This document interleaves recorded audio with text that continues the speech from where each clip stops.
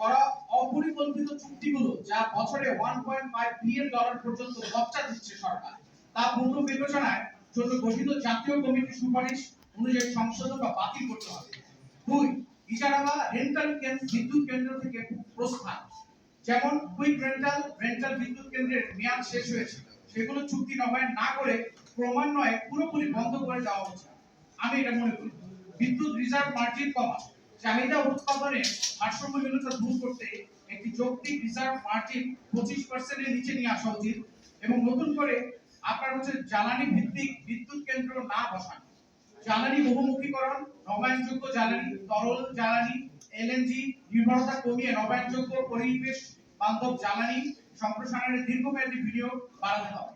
দেশের ভবিষ্যৎ শিল্পায়নের স্বার্থে আমরা সরকারের সংশ্লিষ্ট মন্ত্রণালয়, বাংলাদেশ এনার্জি রেগুলেটরি কমিশন এবং নীতি নির্ধারকদের প্রতি জোরালো আহ্বান জানাচ্ছি। বিদ্যুতের সাম্প্রতিক মূল্য বৃদ্ধির সিদ্ধান্ত অবিলম্বে পুনর্বিবেচনা করা হোক এবং মূল্যহার পুনর্বহাল করা হোক। এই শিল্পকে রক্ষা করা মানে জাতীয় অর্থনীতিকে রক্ষা করা। আজ আমি সরকারের ও জাতির কাছে কিছু প্রশ্ন রাখতে